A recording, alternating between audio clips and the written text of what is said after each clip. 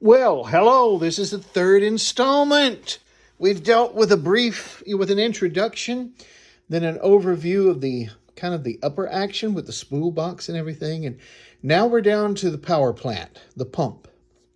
Now, I want you to remind you, your pump may not look like this at all. In a general way, yes, but laid out the same, it may not be at all. Don't worry, because it all operates off the same basic principles and ideas. So this is from a standard. A standard is by far the most common player action encountered. The standard made nothing but the player action itself. Yes, I'm sitting on the floor. 60 years old, and I still like to sit on the floor to work on some things. Don't know why, but it's easy as can be. Now, when you hear the sirens and the ambulance showing up to get me up, okay, well, that'll be a different thing. But let's go ahead and look at the pump. Down here, you'll see a large flange nipple. That, via a hose that attaches to the end of that, goes up to the player stack, to all the pneumatics that play. That provides the suction. Down below it is an action cutoff, which either turns suction on to the nipple or shuts it off.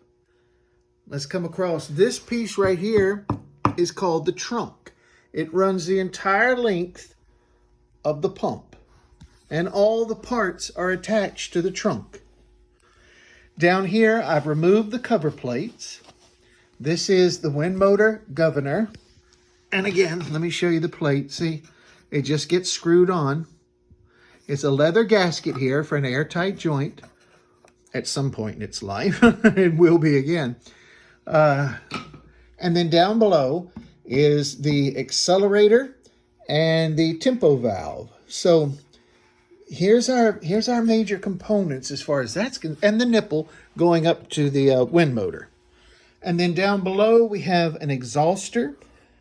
We have another exhauster, and remember they're called exhausters because they do just that. They exhaust air out of the system. They're every time you work a pedal, it's pulling a certain amount of air out of the player action via the trunk and the reservoirs.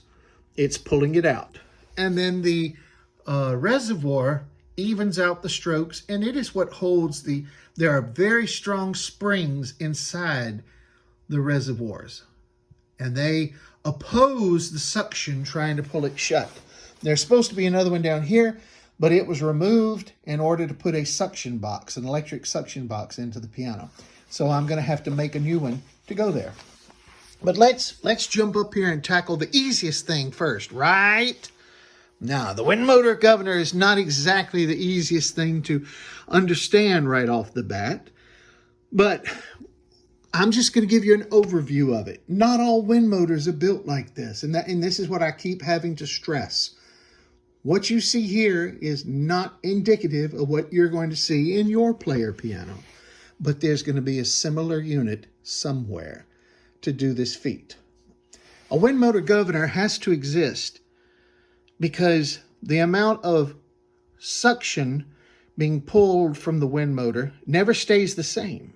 The harder you pedal, the higher the suction level goes up. The softer, the lower it gets. If the hose were connected directly from the bellows, from the pump up to the wind motor would be constantly speeding up when the suction gets higher, slowing down when it got lower. So something was needed to even it out. And here it is. This is a bellows. Remember, now there's a cover plate that goes on here. This is a bellows. It's got a limiting screw here, a bolt that goes through there that limits how far this can actually close. But opposing, and remember, when suction starts building up, this gets pulled slowly shut until it reaches, at the most, its furthest travel on very hard pumping. But opposing the movement of that is a spring up on top, a leaf spring. It tends to keep the bellows open, the wind motor governor open. So it opposes the suction trying to close it. Inside the wind motor governor is typically some sort of valve This is a knife valve. Most of the time they are knife valves, most of the time. Behind this block is a suction channel, and you cannot see it, but down in the darkness of towards the hinge is another hole. So suction comes in one place and is regulated by how far this closes and the tension on the spring. We're going to get back to that in just a second. Let's look at the tempo valve and the accelerator. In normal operation, the accelerator slide valve would be about right here. Right now, the wind motor would not be moving. This hole goes right up to the nipple that goes to the wind motor, this hole. So suction needs to get into this box to make the wind motor run, and so it does through this slot. The further this slide goes one way or the other, the more it affects the speed of the motor. Naturally, when there's very little narrow part of the slot exposed, it goes slower. But as you go further and further, more suction comes through until you get a wider part, and that's just full out go as far as what it will govern.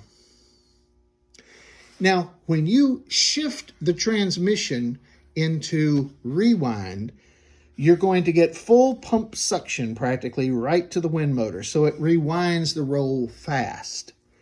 And it is through this control rod and linkage up to the lever that's for re-roll and play. It will move, look, and open up a big hole. That hole goes right into the trunk. It connects full pump suction. It doesn't matter where this is because it's going to bypass it basically. So suction to the suction up to the nipple going to the wind motor. So you get a very fast rewind. Let's move up here. We're at 7 minutes right now, and I told you I was going to keep these short as possible. I'm not going to explain where all the channels are going and everything because that's coming. Oh, come on, big fat fingers. Here we go. I just wanted to show you the knife valve that's attached to the movable leaf of the governor. There's the slot. There's the corresponding slot.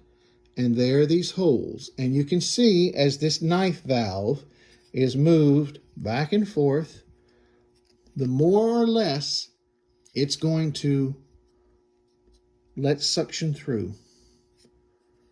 So the wider it's opened, which is as full open as the bellows goes, as the wind motor governor goes, the more it closes, the more it shuts off the suction supply.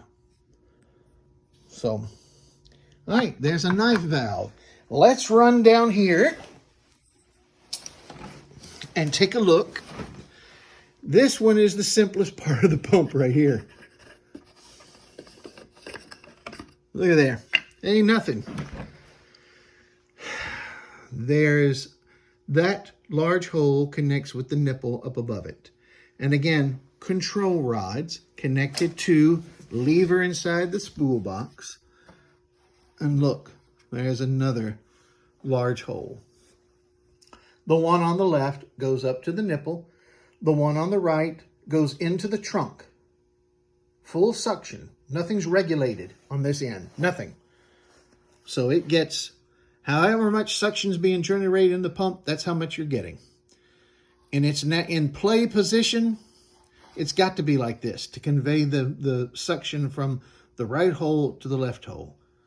When it's time to rewind, you don't want the notes of the stack playing in rewind. So when you move the lever of play to rewind, it closes up that hole. So now there's no suction transmitting itself up to the stack. Now, ain't that simple? Or am I just crazy? That is your pump. And we will look at it more as I disassemble it in the future and start doing restoration.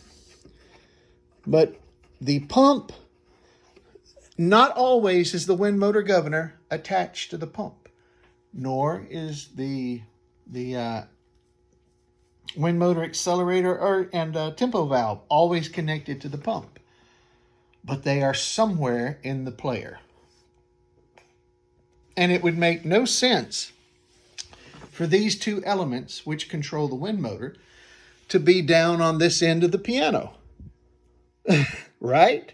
Because your wind motor is traditionally over on the right-hand side. So these are usually down on this end of the piano. If they're not attached to the pump, they're attached somewhere underneath the keyboard, somewhere in this vicinity. And on occasion, the governor is located up on the spool box shelf, very close to the wind motor. So, you never know. That's what makes this so really fascinating in a lot of ways, is because of the variances that you get inside player pianos.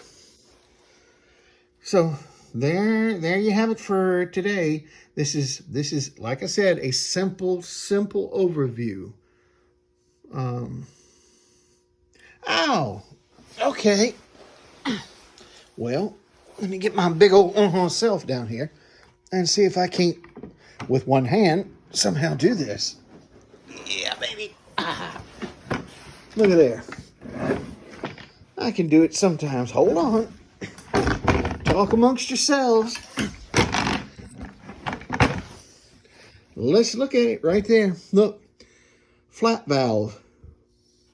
Here's where the other reservoir went. Boo, hiss. Gonna have to fix. But this is a flat valve. Spring loaded. And the flat valve covers up holes. And remember, this is an exhauster. And there's another set of flat valves inside here.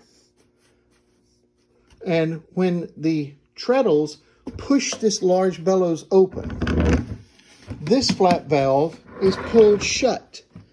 And it doesn't allow any outside air to get into this bellows. It doesn't allow anything to happen. It just seals off. But when you get through pushing the pedal down and it returns by means of the springs back here, when it returns, it has to exhaust the air it just pulled out of the action.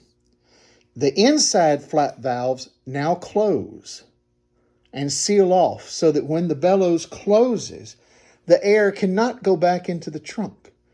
But instead, the air gets exhausted through here. Because remember, they're on the outside